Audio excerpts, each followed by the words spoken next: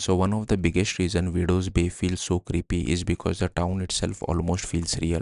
The series immediately drops viewers into this dark fog-covered New England island full of old buildings, strange locals and unsettling history, making it easy to wonder whether Widows Bay is actually a real place. The short answer is no, Widows Bay is completely fictional, but the show does such a good job building its atmosphere that it ends up feeling like one of those iconic horror towns people swear must exist somewhere on the East Coast. It joins the tradition of unforgettable fictional horror locations like Derry from It, Silent Hill, Camp Crystal Lake, or Crockett Island from Midnight Mass. What makes Widow's Bay work is that it doesn't feel scary, it feels lived in. There's this strange mix of cozy, small town charm and constant dread. You have got cute cafes, seafood restaurants sitting right next to terrifying fog covered docks and abandoned looking building. It feels like a place you would actually want to visit during the daytime until night falls and the horror elements start creeping in. In the series, Mayor Tom Loftus, played by Matthew Rice, is convinced the island could become a tourist destination similar to Bar Harbor, Maine. And honestly, you can see what he means. The town has that classic New England coastal aesthetic. People love old fishing docks, small harbor, seaside restaurant, and historic architecture. The only problem is the island also happens to have a supernatural fog, disappearing people, and nightmare level clown imagery. Even though the island itself isn't real, the filming locations absolutely are. The series was filmed entirely across Massachusetts using several real coastal towns and historic buildings to create the atmosphere of Widows Bay. Most of the production took place around Rockport, especially the Berkshire Neck Peninsula area, which gives the show its classic foggy harbor look. Many of the waterfront scenes, including harbor shots and dock sequences, were filmed around White Wharf and Lanes Cove in nearby Gloucestershire.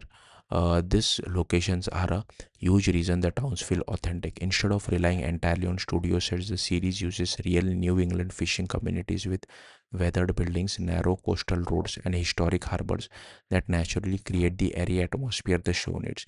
Several real business and buildings were also transformed into location inside the series. Vita Bella Ristorante was reportedly used one of the town's restaurant, while Vincent Bar appears as one of Island's bars. The exterior for the fictional Salty Whale restaurant was filmed at a formal art gallery called Dark Star Philosophia. The show even used historic Massachusetts building for key location. Widows Bay town hall scenes were filmed inside Berlin town hall, while the creepy church scene throughout the series is actually Martha Mary Chapel. The exterior of Widows Bay in come from a mansion located in Menard, Massachusetts.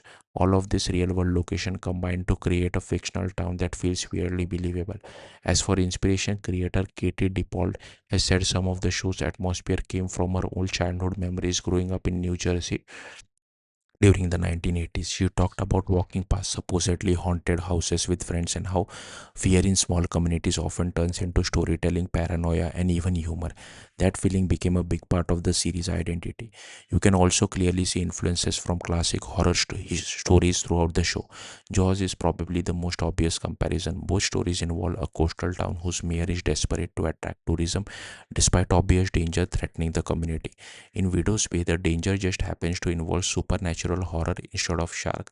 There's also a strong Stephen King influence throughout the series. The isolated town, strange resident, hidden history, and supernatural terror all feel very similar to small town horror settings King became famous for.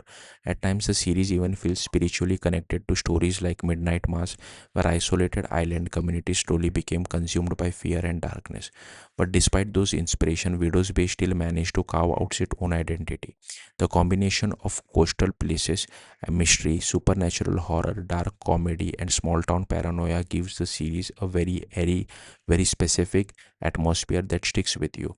So no, you can't actually visit Widows Bay. So, but thanks to the real Massachusetts filming, uh, locations and the show's detailed and precise world building, it definitely feels like this kind of place that could have exist somewhere hidden alone along the foggy New England coastline. Thank you for watching. Bye.